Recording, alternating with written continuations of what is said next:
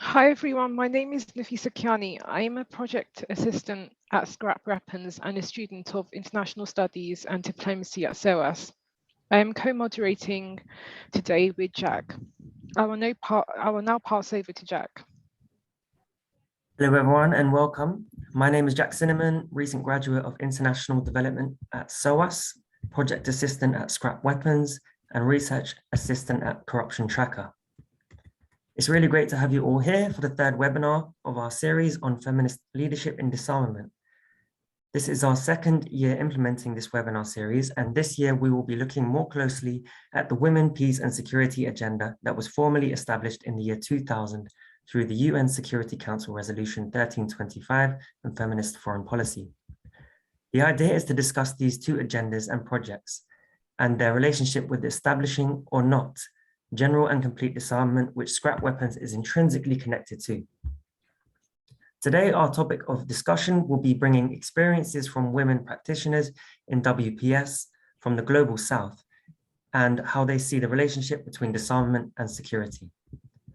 Today, we are honored to be joined by 5 fantastic speakers: Ala Salah, Zara Langui, Nasifa Hakbal, Hannah Salama, and Florence Kirabira. Just before we start, we should let you know that the webinar is being recorded and will be published on the Scrap Weapons YouTube channel in the next couple of days. Once all speakers have given their presentations, we will open up the floor for an audience Q&A session. Please add your questions via the Q&A function. If possible, it would be great to have your name and affiliation. You can start leaving questions right now. I will now hand over back again to my colleague Nafisa to introduce Scrap Weapons in a bit more detail. Scrap Weapons aims to reframe the debate around disarmament and challenge the dominant strategic culture of production, trade and supply of weapons that inevitably fosters new wars and which has direct impact on safety and development conditions of critical areas of the Global South. The threat of global war looms, yet there is no practical strategy for weapons control. Russia's unprovoked invasion of Ukraine and use of nuclear threats have horrified the world and emphasized the risks inherent to proliferation of conventional arms and nuclear weapons. Before this, the COVID-19 pandemic demonstrated that governments have failed to invest sufficiently in public health infrastructure while prioritizing spending on military modernization, procurement, and operations. In these unprecedented times, we appeal to states and others to harness their capabilities to achieve collective security through cooperative international agreements by reinvigorating efforts to achieve sustainable, verified, and irreversible disarmament. We call on states, including our governments and their representatives, to support the activation of a 4th special session on disarmament at the United Nations General Assembly. You can read more about our call and the Scrap Weapons Conference in September 2022, which will seek to build a constituency working towards the implementation of a 4th special session at the link that will be posted in the chat. We invite everyone, as well as your partner organizations, to support this initiative by signing our call for a 4th special session on disarmament at the United Nations General Assembly, using the form also provided in the chat.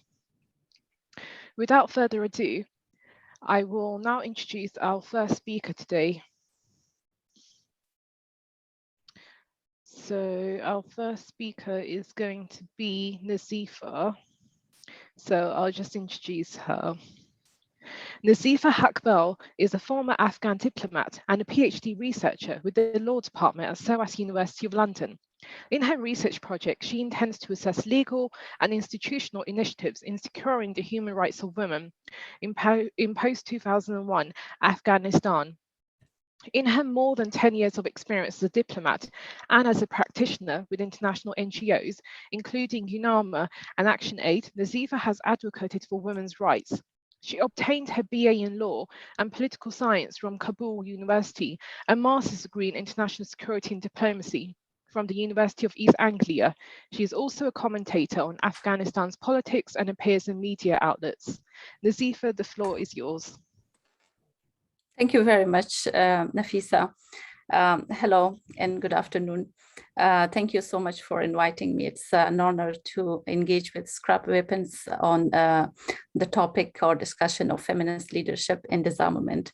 To bring the experience of Afghanistan, I think the discussion of feminist leadership in disarmament and its relation with security and particularly with women, peace and security, it's very important,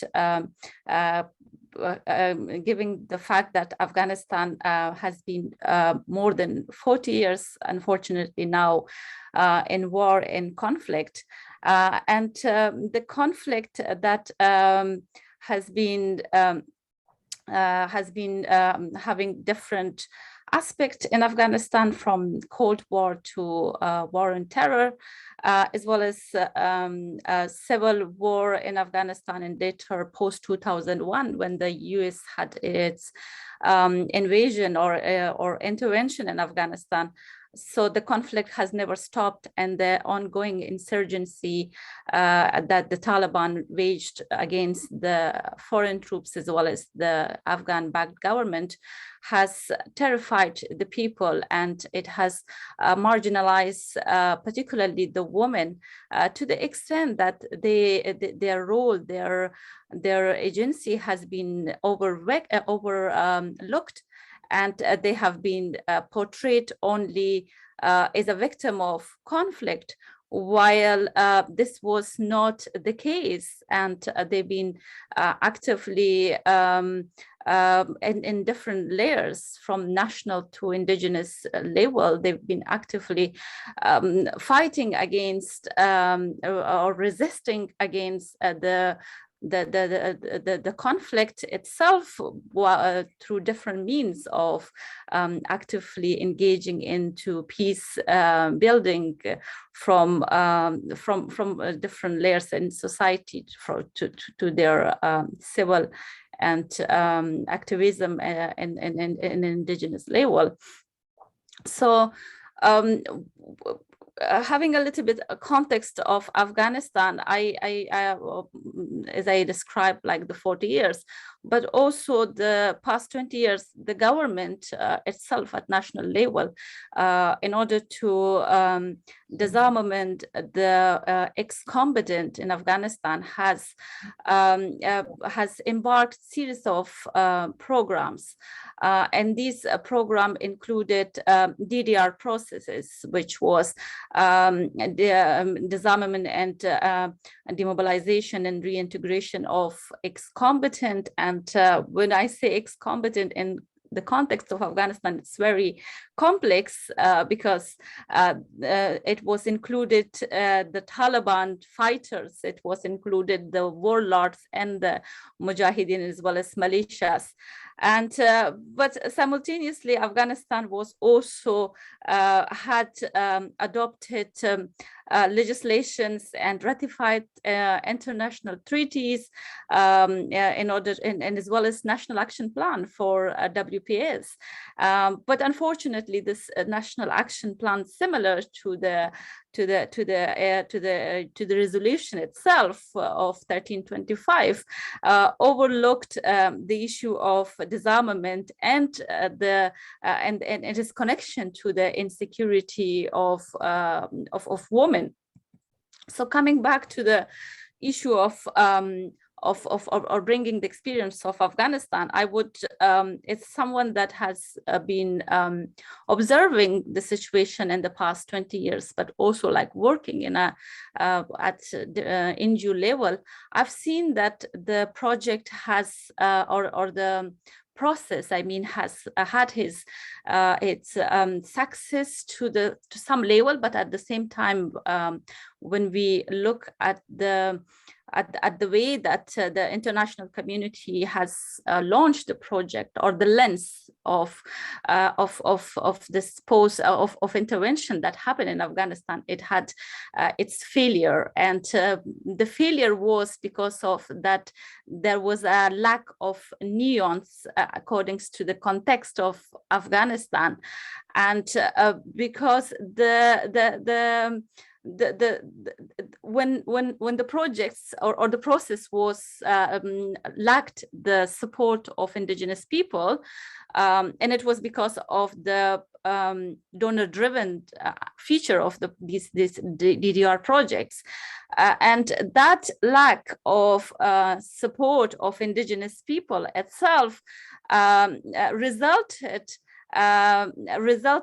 failure from the local level, and the aspect of geostrategic aspect of Afghanistan's war has added to that complicity, to the extent that the US, when entered to talk with the Taliban in terms of the so-called peace negotiation, they have in their own foreign policy, in their own negotiation with the Taliban, they have itself ignored the aspect of WPS and in this agenda in terms of, and the only concern was that just to exit from Afghanistan, and that so-called peace deal itself paved the way for the withdrawal as well as for the collapse of the government that, to the extent, had you could see that the women were active in different layers, and the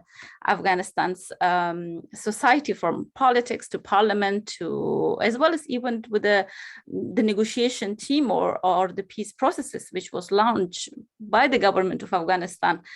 It's the second phase of the negotiation with Taliban. There were out of 21 negotiators, 4 women from Afghanistan government republic government side, but unfortunately the process itself, from disarmament as well as the WPS, has had its failure. And if we wanted to learn a lesson, Afghanistan's example, I think, is a very would be a very good case study to look at how the contextual feature of the matter of the implementation of WPS was ignored, and I think many commentators also argue that the whole package of state building in peace building was one of the other reason, because you would not be able to implement in a war-torn country, in a conflict-affected country such as Afghanistan, WPS in isolation.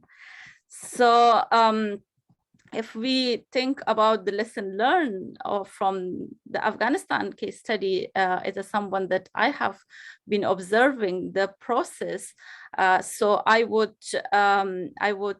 agree, and I think it will also the case of Afghanistan will reinforce this argument that is being said by many commentators, that WPS has been instrumentally being used in a Western intervention in order to justify to overthrow, or in order to justify women protection from misogynist regime. But in post-intervention phase, the political system or the dismantling of the process has been ignored to the extent of the ignoring participation of women in the peace processes. So I will end here, and if there is any question, I'm happy to come later. Many thanks, Nazifa. Thank you for shedding light on the marginalization of women, their fight and resistance against the conflict in Afghanistan. And thank you for discussing about Afghan women's proactive approach within politics and society. I will now introduce our next speaker, Zara. Zara Langi is a strategist, peace activist, gender expert, academic, and researcher. Her research interests include gender, human rights, mediation, peace building, state building, conflict resolution, reconciliation, and religion. Zara has drafted a strategy of the Arab Network of Women Mediators, which was adopted by all member states of the League of Arab States. She is the co-founder and CEO of the Libyan Women's Platform for Peace, LWPP, a socio-political movement focused on peace building, inclusivity, and gender equality. She was a member of the legal committee at the Libyan Political Dialogue Forum. She has participated in the formal peace negotiations and the political dialogue in Libya.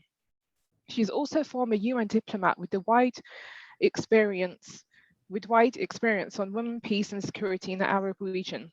She's a focal point of GAMAC, Global Action Against Mass Atrocity Crimes in North Africa, as well as a member of the Opinion Advisory Board on Women, Peace and Security, founded by the African Union. Zahra, the floor is yours. Thank you, Zahra. Thank you, Scrap Weapons, for the this invitation. I'm honored to be among you here today to address an important issue at such exciting moments, not only in Libya or in the global south, but the whole world. It's a moment where we're witnessing a global disorder, and it's a time where we need really global north and global south to collaborate, especially those who are activists and advocates for peace and security. Once we stand on a common ground of how we define peace and security, lots needs to be done. But that needs also a lot of revisiting of international normative frameworks, including WPS. So I will be sharing the Libyan context today, but I'd rather not see dealing with the global south, the typical colonial approach of only case studies, but seeing the global south contributing to the formulation of knowledge and decolonizing knowledge, and for today, decolonizing the WPS agenda, because we need to confess that there are gaps in the framework and the agenda of WPS, Women, Peace and Security, especially when it comes to arms, to disarmament and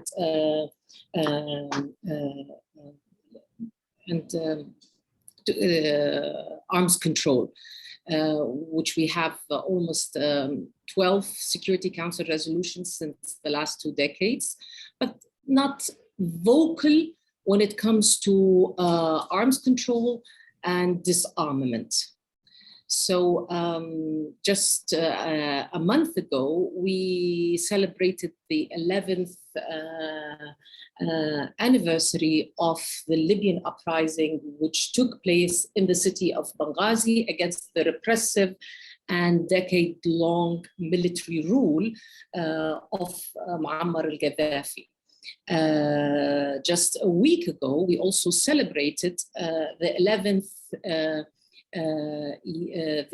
anniversary of the NATO intervention in Libya, based on Security Council Resolution 1973, invoking the so-called principle of responsibility to protect civilians. We all know where Libya is today, and I don't need to remind you of how Obama described the scene post the NATO intervention as a shit show in Libya.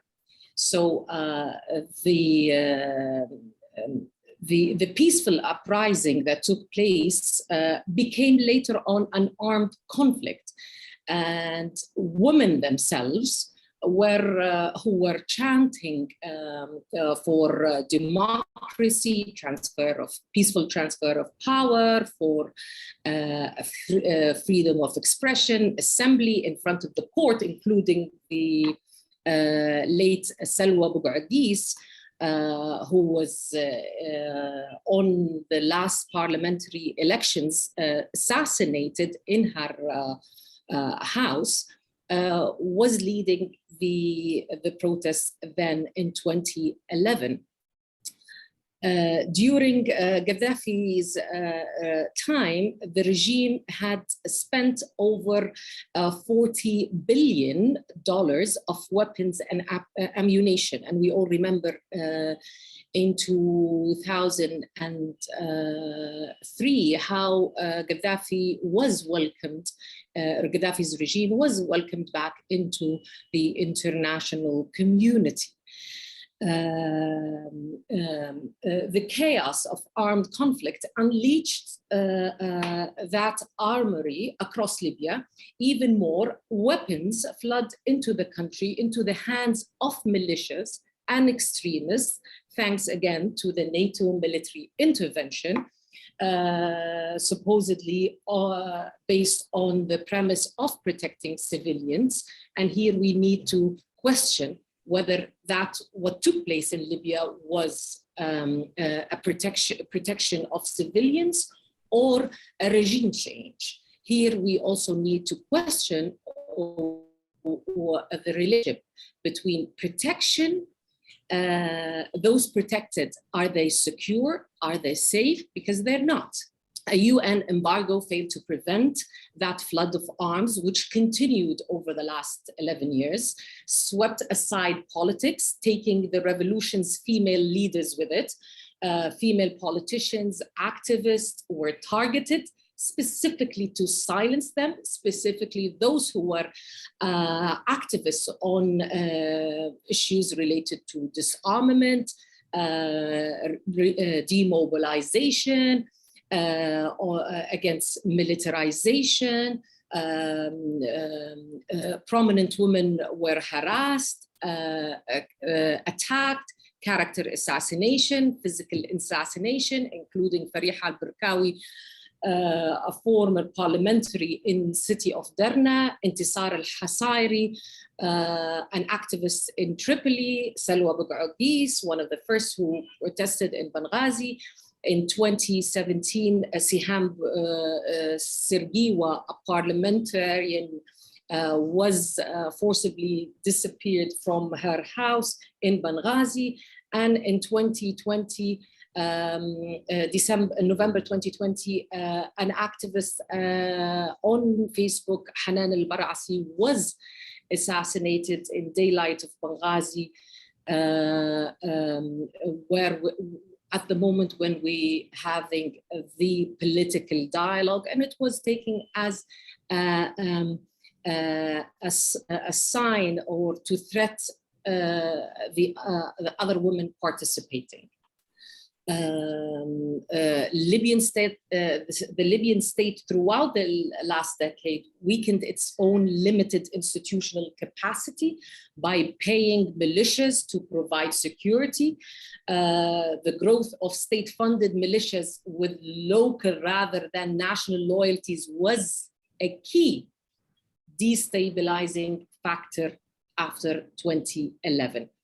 The militarization of Libya's conflict changed the equation. Non-violence and strong social constituency no longer matter. Power was to be found at the end of the rifle. There was failure by the international and all multilateral organizations, including UN mission in Libya, to disarm, demobilize, integrate the militias, or even to put that issue on the table of negotiations. That meant that we never had a stable foundation to which to build on. As a result, world lordism has been empowered. Just yesterday, we're celebrating the third year launch of Khalifa Haftar's attack on Tripoli. It took the Security Council long to warrant a ceasefire demand. Actually, it was that attack on this city of Tripoli was given the green light by the US, Michael Bolton. The war, this so-called civil war was internationalized. A ceasefire only took place after 18 months. The ceasefire up to this moment is very fragile. There are thousands of mercenaries after signing the ceasefire 2 years ago and the stalemate in the political process. The mercenaries are still there. The peace agreement is over and over again built around a formula of power sharing among corrupt political elite, the forces of the status quo. They are being enabled by international actors. For the last 10 years, 11 years, a culture of warlordism and impunity prevailed. The factions' willingness to use violence as a political tool has marginalized women, and the international community's discourse remained to be only tokenistic about women's empowerment. Whenever you talk about the real issues, they will tell you, if we as women activists on WPS, we go and lobby, they tell us we don't have the political leverage to do so. We only do and support women's empowerment. There will be no women's empowerment if there is no disempowerment of warlords. At the moment, last month, the High Court accepted a petition against the MOU signed by the Ministry of Women's Affairs and UN Women to develop a NAP of WPS. WPS activists and agenda is being stigmatized, criminalized by the UN appointed government of national unity. The mandate, WPS is in the mandate of UN mission, but no one dared to say anything to protect these women who are activists working for women, peace and security. So when you talk about WPS in the Global South, about disarmament, I am reminded with what Gandhi said when he was asked about what do you think of Western civilization. He said, I think it would be a good idea. So I do believe we are still there. It could have been a good idea, but there is no implementation. There's only instrumentalization of such issues. And it all started because peacemaking was done in Libya through a military intervention. So there is no way that we can see peacemaking. It's not possible to have peacemaking, to make peacemaking peaceful. It has to be peaceful through peaceful means. But to condone that, that's the result that we have to expect. So just to wrap up, and maybe I can contribute later, what we need to see is a shift of paradigm from the responsibility to protect doctrine to the responsibility to build a peaceful, resilient society. And to address the root causes, to address the issue of disarmament. So far, the international actors have been supporting government-affiliated militias, and they have not been doing anything. So what needs to be done is basically how can we strengthen the synergies between really do it, not tokenistic, walk the talk, between WPS agenda and arms control and disarmament, and what that does mean in the designing of our peace processes. Thank you. Thank you very much, Zara. And thank you for shedding light upon the women's the women in Libya and their fight for freedom of expression. And thank you for discussing about how the armed conflict in Libya led to chaos, and it led to weapons in the hands of militias who have not done anything due to the NATO intervention. And thanks for questioning whether, this was protecting civilians or whether it was a regime change, and whether those who are protected, are they actually safe? Yeah, and also thanks for shedding light on the fact that women activists working in peace and security in Libya need protection, and how peacekeeping in Libya should only be achieved through peaceful means and not through military intervention, and how there needs to be a shift of paradigm to responsibility in building a peaceful and resilient society in Libya. I will now hand over to Jack, who will be introducing Hannah. Thank you, Nafisa. So our next speaker is Hannah Salama. Hannah is a researcher in the Gender and Disarmament Program at UNIDIR. She is the co-author of Women Managing Weapons, a report which investigates the previously unexplored area of women's participation in weapons and ammunition management. She is conducting a study on gender responsive arms control in conflict prevention, and investigating good practices for gender equality in decision-making and implementation of conventional arms control and disarmament. Prior to joining UNIDIR, Hannah was a consultant at the Small Arms Survey, where she published several papers on armed violence monitoring in the Sahel and Sub-Saharan Africa. She also worked with the Oxford Research Group, where she spearheaded a process which led to the creation of the first set of international standards on casualty recording. Thanks, Hannah.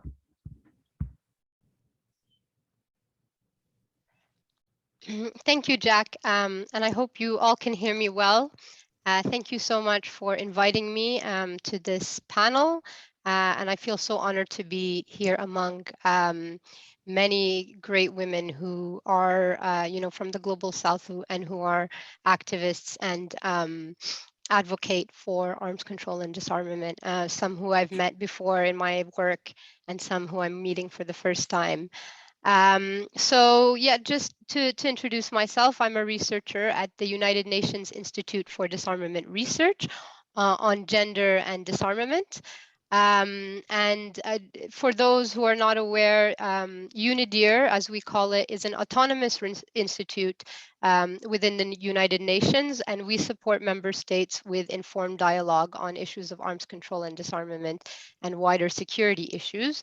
At the Gender and Disarmament Program where I work, we aim to support member states with research and analysis on how to bridge gender and disarmament frameworks.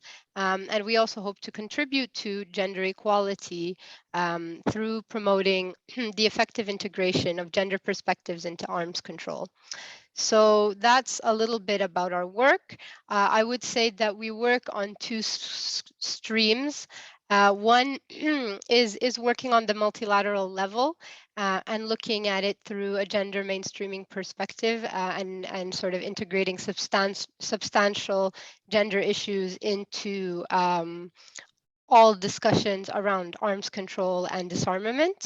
And the other is working on the participation stream, mainly trying to uncover data about what is the state of women's participation in arms control and disarmament and security more general. And so for our discussion today, since I work on a multilateral level, I really wanted to kind of address three main points. First, which is just based on UNIDIR's research, what is the current state of gender and arms control? What is the current state, both from a substantive perspective and a participation perspective? And the second issue that I would like to bring up is, what are the challenges that we face, both both as institutions in sort of properly integrating a gender perspective, but also what are the challenges that women face in this career, in this field, both at a decision-making level, but also at an implementation level. And then finally, I'd like to end, by just noting sort of what we are working on more and more, which is an intersectional approach to gender and disarmament. So first of all, just to kind of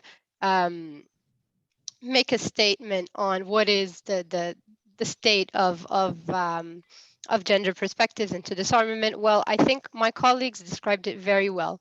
In terms of substantive approaches, we have the Women, Peace and Security Agenda, and we have disarmament frameworks, which are not necessarily integrated or connected, both at a UN level and also at a national level. We're seeing that, however, at a national level, the picture is more encouraging. We have national action plans for the WPS that are integrating arms control and disarmament issues, particularly small arms control. And we're also seeing that some NAPs, some national action plans, are integrating issues of cyber warfare and cyber threats, which is obviously a new area in arms control.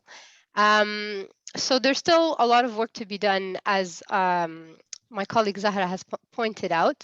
And it's a little bit like a no-brainer, right? Because the WPS agenda and its 4 pillars relate very closely to lots of arms control and disarmament frameworks. So for example, you know, at a minimum, arms control and disarmament frameworks, arms control treaties, they have the aim of preventing violence by reducing arms circulation or banning certain weapons. And then arms control, specifically kind of more at a national level, and measures such as weapons and ammunition management can contribute to preventing gender-based violence in conflict or outside of conflict. And I recently wrote a short piece on the IPI's Global Observatory, which I can share, which outlines sort of concrete ways on how this can be done. And then in terms of the recovery pillar, well, the WPS is based on women's participation in recovery, and we've already had, for example, the CCM and the APMBC, so the treaties on mine action and cluster munition, integrate a substantive gender perspective when it comes to victims assistance and land restitution.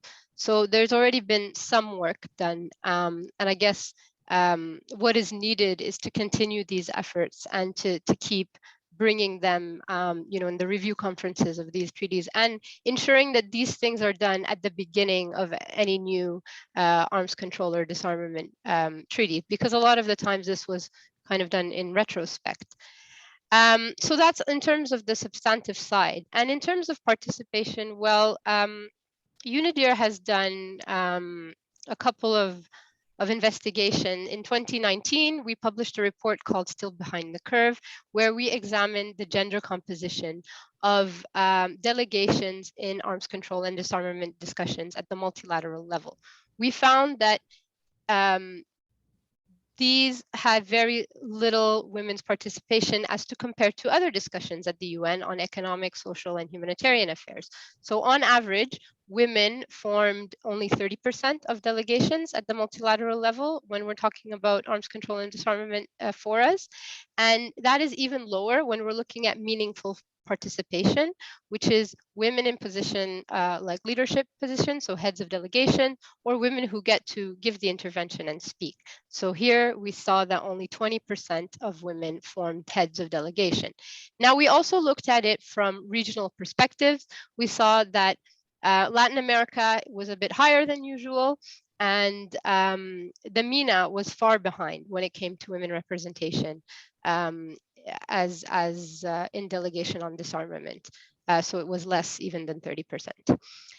And then we last year published, as Jack mentioned, a report on women who are involved in technical arms control. So here I'm talking about ammunition technical officers, women who are export border control, women who are explosive ordnance disposal specialists.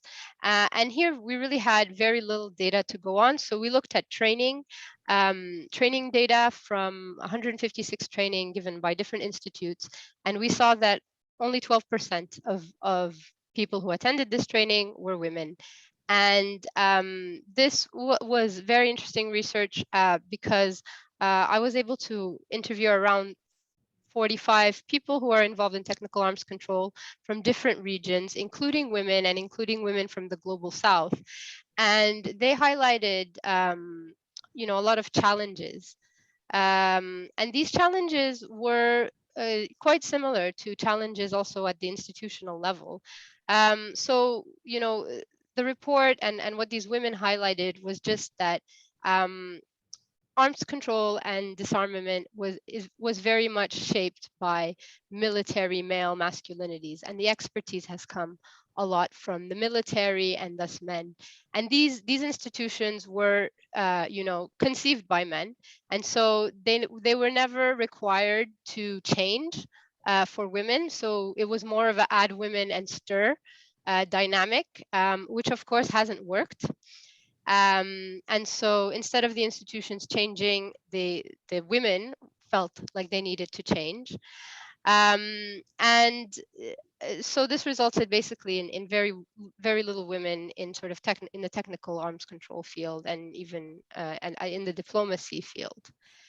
And then I just wanted to also highlight a project that we have done last year on Arab women in security and in disarmament. And here we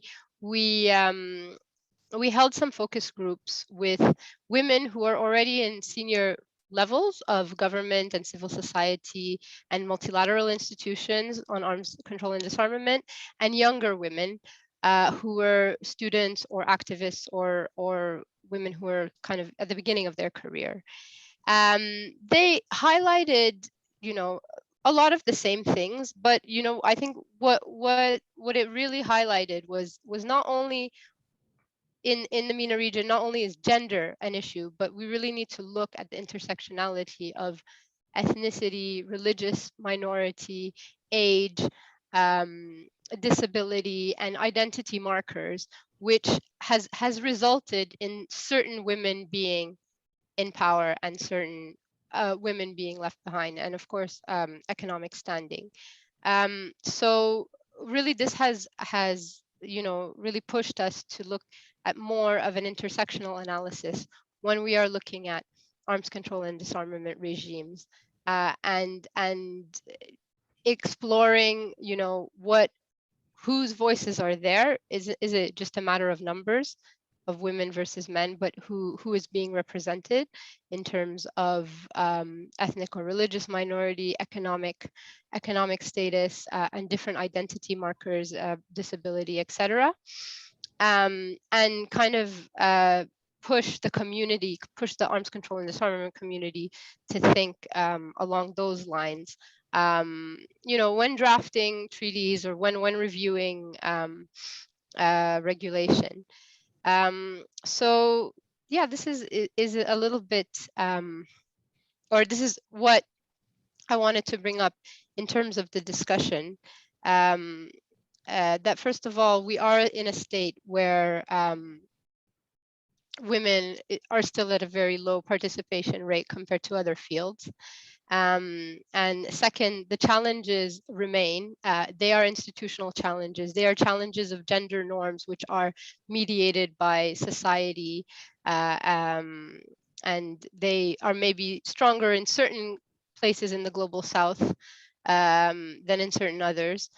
And thirdly, that we need to think larger than just women and talk about gender and also intersectional analysis to truly be inclusive. And I think this really speaks to Zahra's point about implementation of peace building and peace processes, and we can't do that without really having an intersectional approach, especially in countries, multi-ethnic and multi-religious countries. So yeah, those are just my contribution, and happy to take questions. Back to you, Jack. Thank you, Hannah.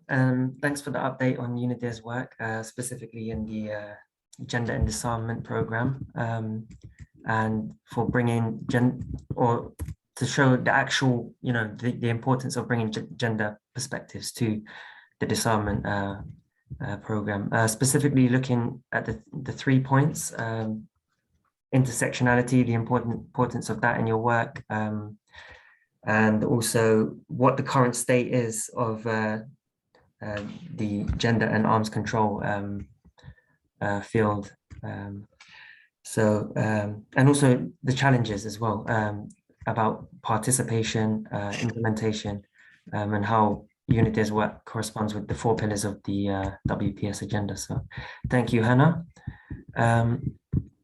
Our next speaker is going to be Florence Kiravira. So Florence is a senior superintendent. She joined the Ugandan police as the only female officer out of 28 male police officers, with 17 others dropping out. She is now the coordinator of the national focal point on small arms and light weapons at the Ministry of Internal Affairs, actively working to control small arms and light weapons in Uganda through voluntary disarmament campaigns. Thanks, Florence. Well, thank you. Thank you for inviting me. I work with the government of Uganda. I'm purely a civil servant, and I'm happy to interact with many of you who many are scholars in this area of gender and small arms, including disarmament. And time and again, we've been participating in some of those studies, but sometimes we take long to share the outcome of the studies, but this is also a moment for us to really engage.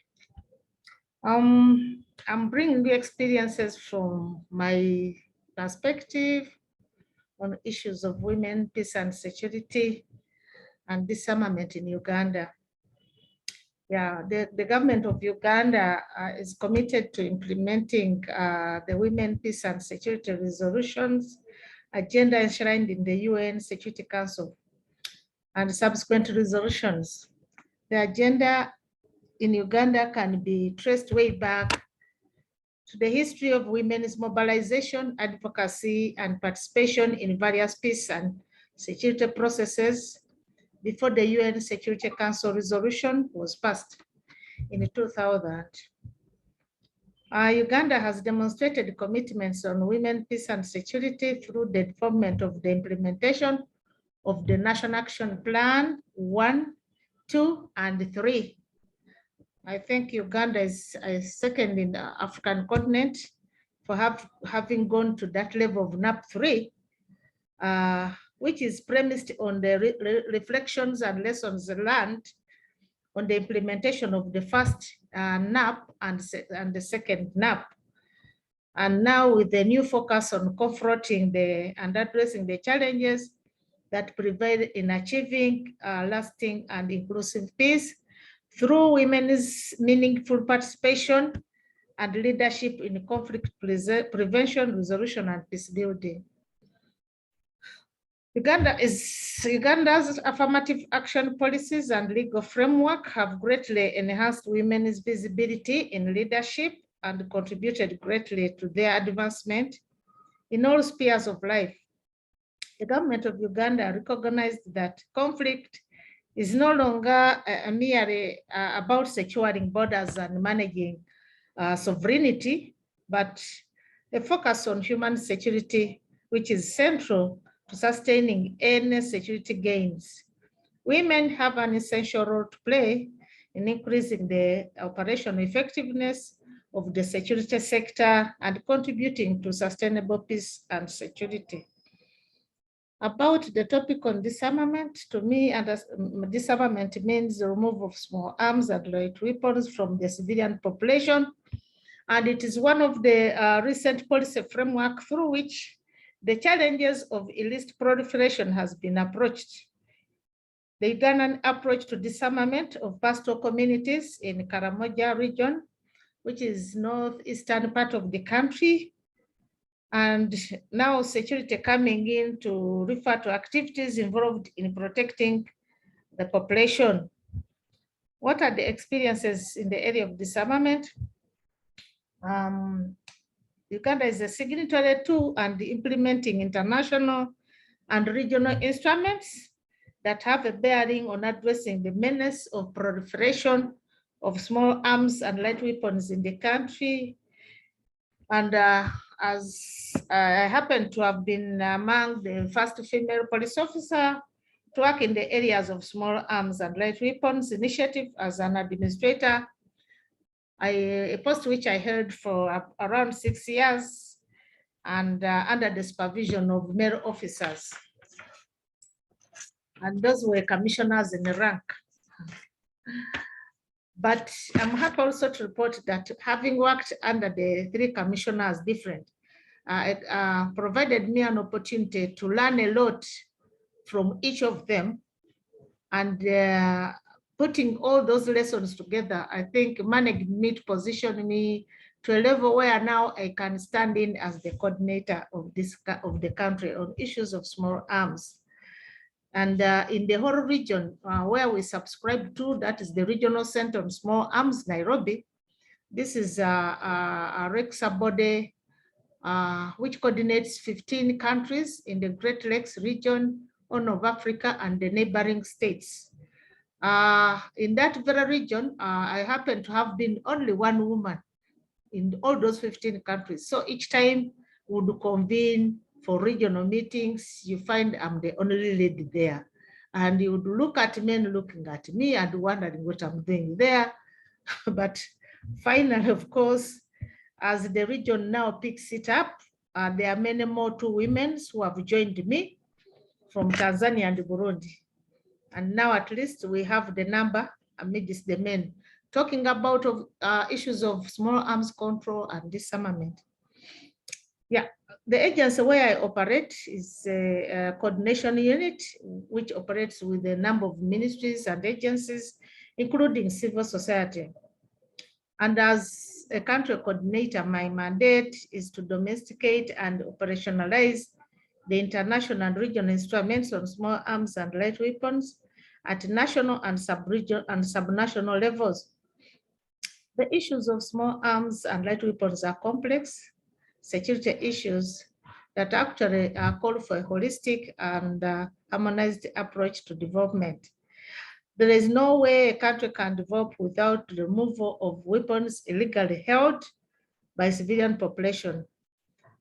Disarmament, therefore, is among the key output areas in our National Action Plan on Small Arms and Light Weapons being implemented at the national and sub-regional levels.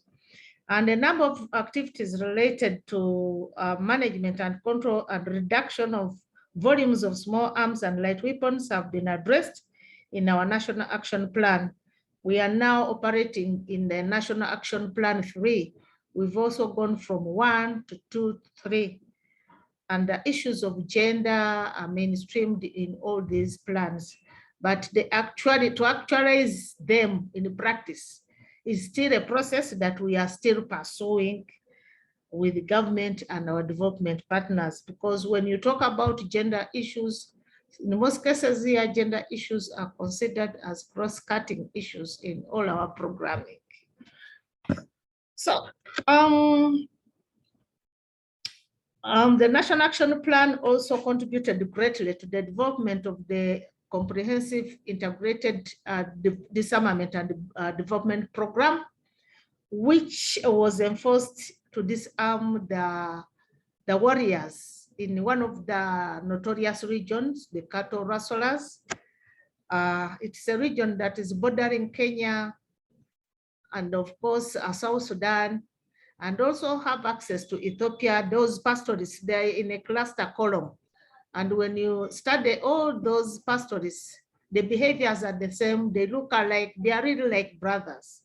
So this is one of the major challenges that our government has really faced in combating and eliminating illicit flow of illegal guns into the communities, simply because the borders are open, very hard to enforce, and also the lack of alternatives, livelihood for these warriors always makes them to stick to the culture of the gun and the cow.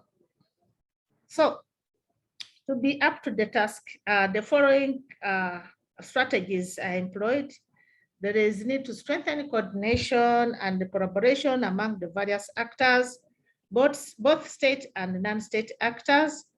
Also engage widely with the civil society organizations and development partners on issues of small arms control, and engagement of women and youth organizations in raising awareness and the campaigns on the dangers of illegal guns by the civilian population. There is also need to treat small arms and light weapons issues as a human security issue that impacts on the sectors of the population, including social, economy, governance, environment, and security. And issues of disarmament need to be addressed together with livelihood and development. What are the roles of women in disarmament exercise in Karamoja? The history of disarming the pastoral warriors from that Karamoja region started way back in the 1950s, whereby they were using local spears and bows to raid their livestock from each other. But the situation rather changed in the 1970s. These warriors got access to the small arms and light weapons. And that's the time when President Idi Amin was fleeing. And of course, all his soldiers were on rampage, running away for their lives. So they actually let loose the armories in that region, and these warriors helped themselves and acquired quite a number of these weapons. And from that time to date, governments have been struggling to disarm these warriors. And our government, the current government right now, has applied both a carrot and stick method to disarm the Karamojong warriors. And the president has launched a number of disarmament right from 2002 to date, even this year where we are. They've been launching disarmament, offering windows for voluntary surrender, and also coming in to engage the warriors. And in these operations, quite a number of lives have been lost for the warriors, their families, children, and women. Then, of course, the soldiers, our UPDF soldiers, our police have also died in these operations. So, women play a very critical role in disarmament exercise, but they can be very productive or counterproductive depending on the situations at hand. Some of the cultural practices also promote this vice of cattle raids. And in those very regions where there are pastoralists, women at first were actually supporting these raids and glorifying men who used to raid livestock simply because this was for bride price, for marrying their daughters. And in the Karamoja setup, a girl who has never gone to school actually earns quite a lot of cows than one who has been to school. So you can imagine those old traditions still prevail. But of course, as women used to, these women used to prepare special meals that would bless these warriors as they go for those raids, and then return with a number of cows. But as time went in, these men who would go for raiding would never return. Of course, many of them died during the forceful disarmament. They died in those hot pursuits and never returned. And when they did return, then the women, majority of them were widows. Most of them sons died. And then, of course, the burden now was up to them to take over the welfare of these families. So it is until that turn of events that now the women came together and put an end to this vice. And in fact, right now we have a very strong force of women in terms of women networks, especially in that region where warriors are, to decampaign the practice of raiding and ownership of illegal guns. And the majority of them have actually come out to volunteer these guns to the armed forces during the operations. They carry them voluntarily to the soldiers with an indication that they are tired of these guns, and also are trying to plead for their husbands and sons not to be prosecuted. So as I talk right now, women are strong collaborators with the government in matters of security and disarmament in those regions that are synonymous with illegal guns. Yeah. Thanks, Florence. Thanks for explaining, yeah, how Uganda really put the WPS agenda on the map in sub-Saharan Africa, specifically implementing women's participation even before the agenda was or came to the fore in 2000. And yeah, so yeah, the government has a lot of challenges, a lot of plans that they need to put into practice, but it's great that human security is prioritized as a peace and security measure. But yeah, thanks for explaining also the violence, the contextual violence that occurs on and within the borders of Uganda, and the women's networks that are really thriving to counteract this. So yeah, thank you, Florence. So now we're going to go on to some of the questions. So we have a few that have arrived. I think I'm going to put the first one to specifically, I suppose, the MENA regions, but specifically to Nasifa for this one, because Abad has asked, during the Taliban regime, is it possible for women to work on disarmament projects? And I think this would also spread over to the MENA regions, specifically in conflict scenarios and in conflict zones. How can women really come to the fore in disarmament challenges and processes? Jack, was the question for me? I couldn't hear the first part. Oh, sorry. So during the Taliban regime, is it possible for women to work in disarmament? Oh, it's a very difficult question.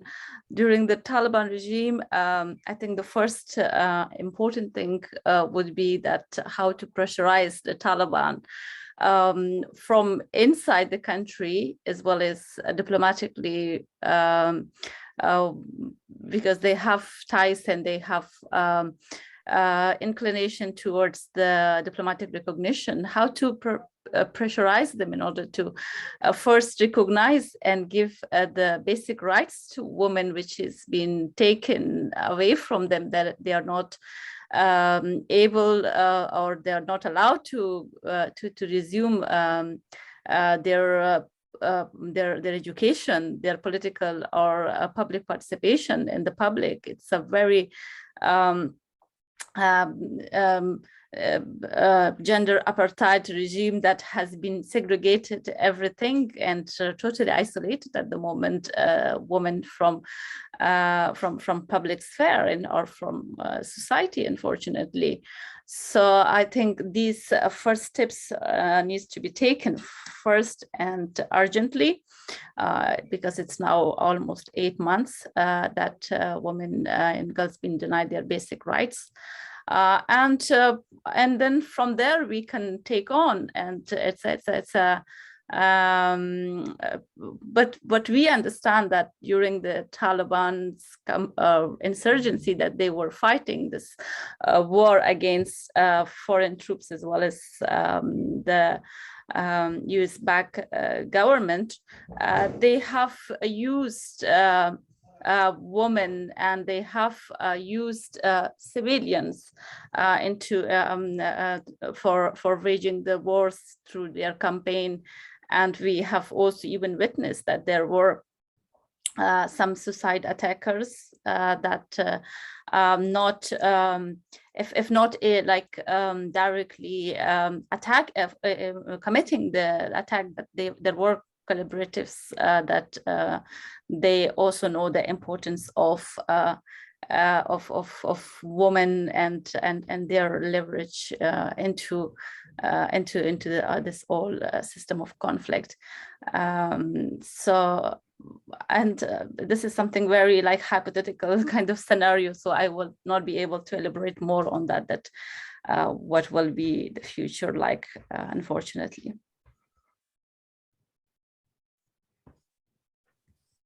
Thanks, Nasifa. Sorry, yeah, that is a very wide open question, but definitely one that hopefully can be answered soon. Nafisa, do you want to ask the next question? Yeah, sure. So we have a question from Vaishnavi, who is also project assistant with Scrap Weapons, and her question is, peace is more than the absence of war. In the Global South specifically, a woman's voice, whether they are an activist or in a women's organization, they're only given space during periods of conflict. How much would you agree with that statement? And if so, how can we maintain the WPS agenda as an important issue?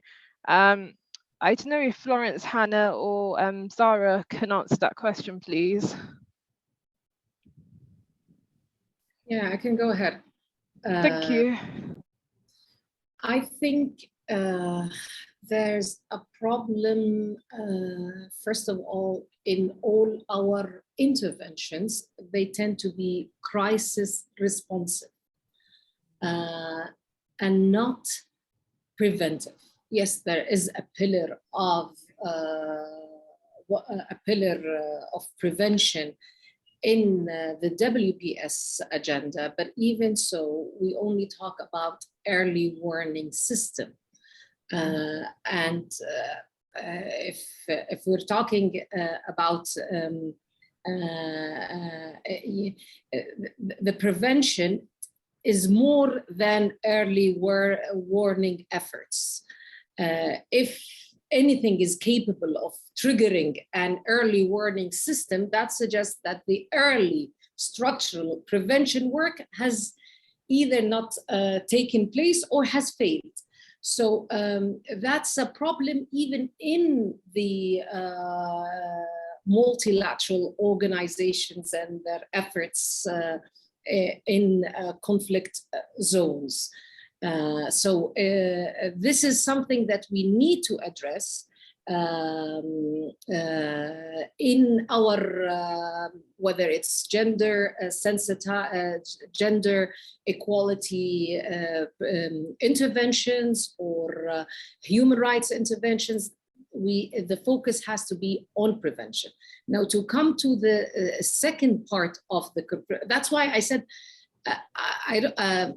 especially at this historical moment, I see there is an opportunity to have a real shift of paradigm. I don't think the WPS agenda as it stands today will be capable to respond to the conflicts. That's why an honest platform to bring all the views from the global south, from the global north is important. What is that the multilateral organizations themselves, in implementing even that agenda which has gaps, the tokenism, not linking the dots, the silos, the abuse, for example, of the inclusivity framework, and especially when it comes to WPS agenda. They keep on talking about the participation of women, the blah, blah, blah, all of this. And when it comes to reality, the inclusivity framework is abused to mean including those who have guns, warlords, in the name of inclusivity, though the inclusivity framework was established to make sure that nobody is left behind, that everyone has a voice. But we also see that international or multilateral organizations are competing with the local efforts for peace. So we are seeing the silencing of women, enabling of warlords in the name of inclusivity. That's why the relationship decolonizing the WPS agenda is important. Yes, it's important to have an intersectional lens, definitely, especially when we're talking about localized peace and the international community is focusing on the local ownership, but that is also abused.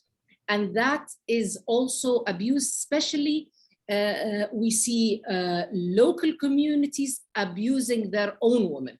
But we see also international women peace activists using local women activists and silencing them and acting as if they are invisible.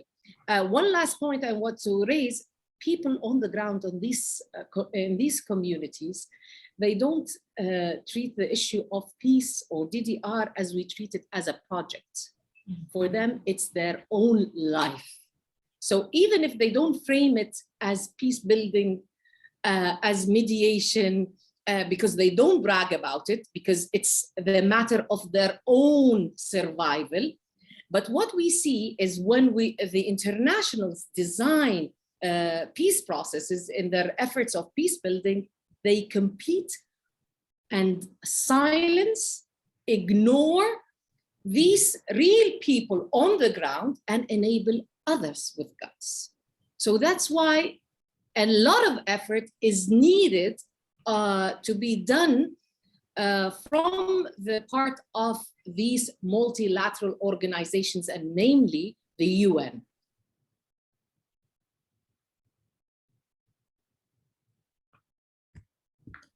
Thanks, Zara. Great, thanks. Sorry, Nafisa. So next one. Okay, so thanks, Zara, for definitely giving a good insight into that.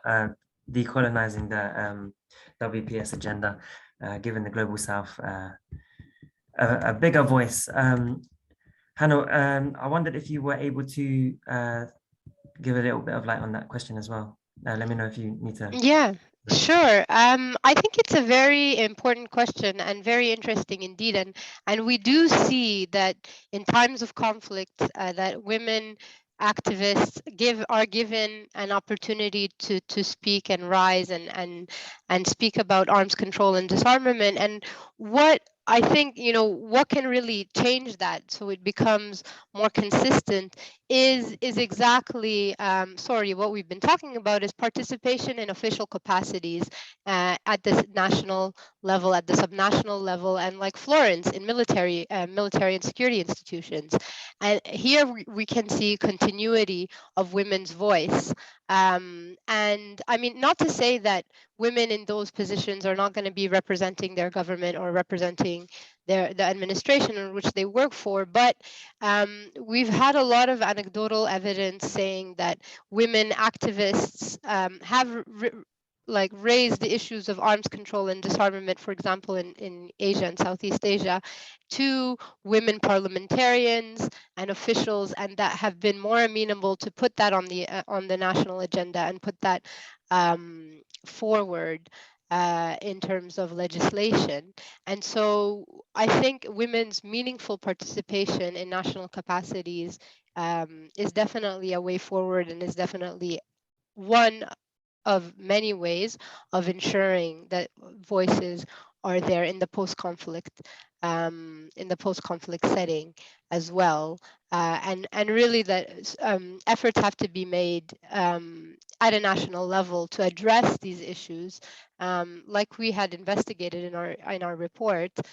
Sure, the multilateral space is encouraging women's participation, but really this, like for example, more women in peace operations, and etc., more women working on arms control and disarmament at the multilateral and diplomacy forums. But where are we getting these women? They have to come from the national level, and these institutions need to change. at that level. And I think Florence maybe would want to jump in and talk about that. So yeah, thank you. And back to you, Jack. Oh, thank you for that contribution. It's true that women have to listen to fellow women's voices, but we should also understand that most of the empowered women, wherever they are, some of them seem to be contented with themselves, but don't so much think about the other women they leave behind there. That is the one thing. And the women who would speak, women are vulnerable.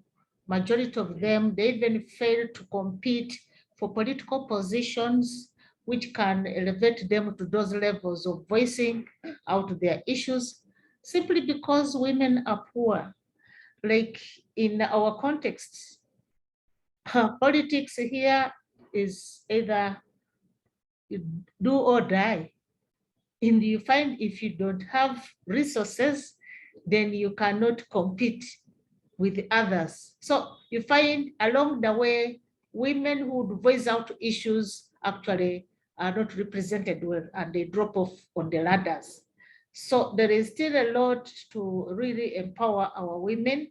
We talk about empowerment, and now in the Ugandan context, we are talking of localization of the National Action Plan on Women, Peace and Security at a lower level, a bottom-up engagement and approach. But this is something that really needs to be enforced and to be supported heavily by our governments, by our development partners. Yeah.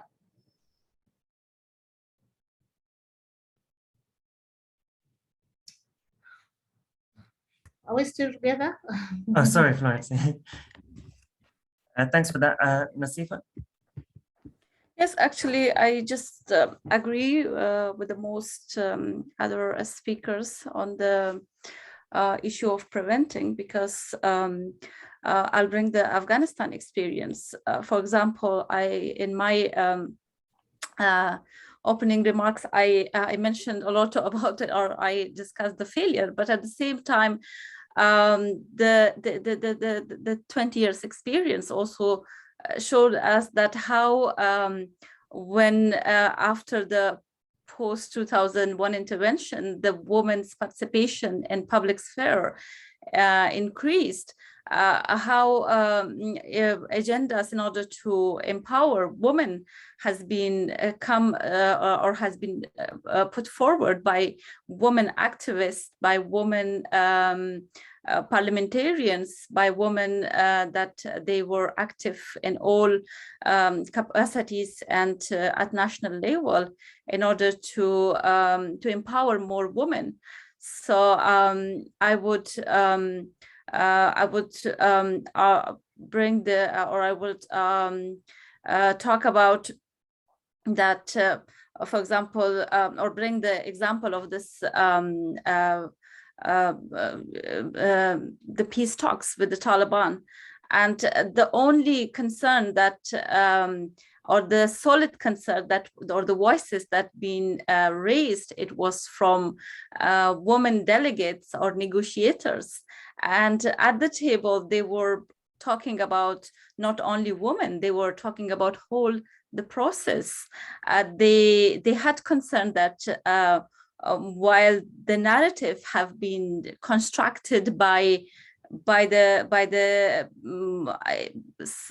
lobbyist or the apologist of Taliban, that they have changed, but the only concern the woman has brought, that they haven't changed their ideology in terms of women, or the process will fail, or even Afghan women or these women activists were the one that even criticized the so-called peace deals, and as well as all the process which was which the US was leading it with the Taliban in Doha. So definitely I In today's world, even after the evacuation of many women activists, politicians, and parliamentarians, but there are women in the ground in Afghanistan that resisting in a form of non-violence way that in terms of that things are not correct. There should be a political dialogue. There should be an inclusive government. Where are our voices? We want to be included in all aspects of the political aspects of that we are seeing at the moment are happening in Afghanistan, despite that being hijacked by the extremist group. But there are while if you compare these women voices to the other power brokers, the only concern that they would have, it's very basic, and the women's concern are very foundational and fundamental to the real peacemaking. That is, we know that peace is not just the silence of guns. And in Afghanistan context is a good example of it. We can see that there are not suicide attacks as it was before. We can see that there is not foreign occupation, or there are not before we had a very brutal conflict between Taliban as well as the Afghanistan National Army.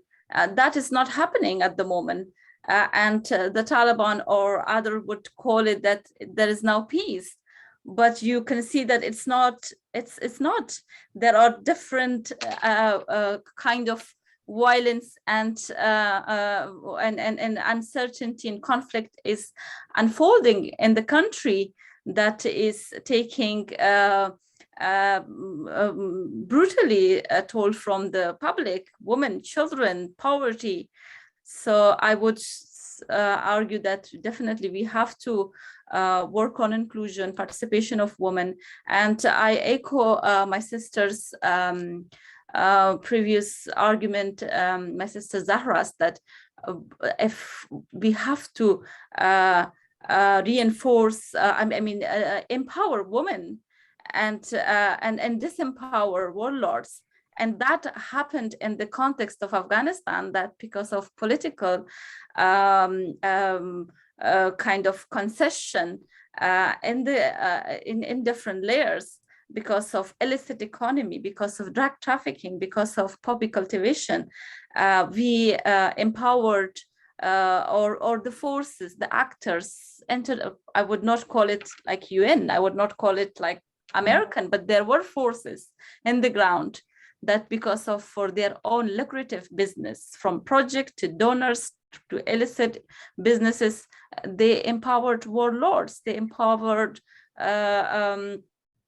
militias rather than empowering local and indigenous women activists or ordinary girls for their education. And all of that has prevented the progress and even prevented women to have their basic rights or basic access to services. Yeah, we'll end here. Yeah, thanks, Nasifa. Yeah, very important point that the multilateral institutions and women working on the ground have very different views on peace and how to progress. So that actually wraps up things for today. So thank you to all our panelists. And thanks everyone for attending. You can join our next webinar titled Mexico Successes and Lessons Learned from Implementing Feminist Foreign Policy and the WPS Agenda in the Global South, which will be on Tuesday, April 26th at 2 p.m. BST. You can stay up to date with our work and join our newsletter or follow Scrap Weapons on social media. A video recording, as we said, of this webinar will be soon available. on the Scrap Weapons channel. If you are a student and would like to receive a certificate for participation, please email scrap.weapons@soas.ac.uk. We will provide certificates to participants who attend 3 out of 4 webinars of the Feminist Leadership Disarmament webinar series. Thank you all for your participation, and again, thanks to all the panelists. Thank you. Thank you.